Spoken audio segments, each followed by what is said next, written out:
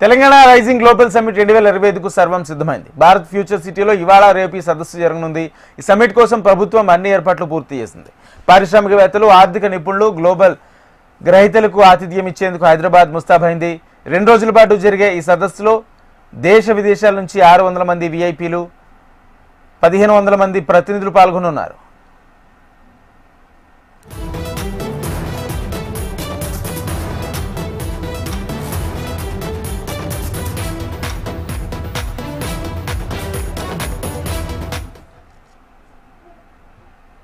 ఇవాళ మధ్యాహ్నం 1:30కు భారత్ ఫ్యూచర్ సిటీలో governor Jishnu Dev Varma global summit ను ప్రారంభించనున్నారు.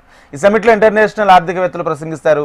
మొదటి రోజు నోబెల్ పురస్కార గ్రహీతలు Abhijit Banerjee, Kailash Satyarthi, director of Trump media and technology group నుంచి ఎరిక్ స్వీడర్ ప్రసంగిస్తారు. వీరితో పాటు తెలంగాణ ఐటీ మంత్రి Sridhar Babu, deputy CM Bhatti Vikramarka, Karnataka deputy CM DK Shivakumar, Biocon chairperson Kiran Mazumdar Shaw, కేంద్ర మంత్రి కిషన్ రెడ్డి ప్రసంగించనున్నారు.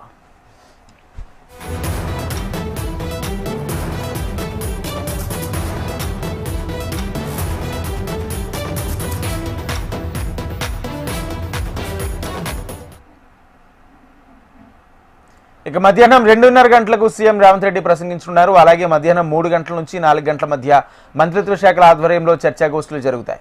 రేపు ఉదయం 9 గంటలకు మళ్లీ చర్చాగోష్ఠులు తిరిగి ప్రారంభమవుతాయి. 2047 నాటికి రాష్ట్రాన్ని $3 ట్రిలియన్ ఆర్థిక వ్యవస్థగా అభివృద్ధి చేయాలనే లక్ష్యంతో భాగంగా రూపొందించిన తెలంగాణ విజన్ డాక్యుమెంట్ 2047ను ఆవిష్కరించనున్నారు.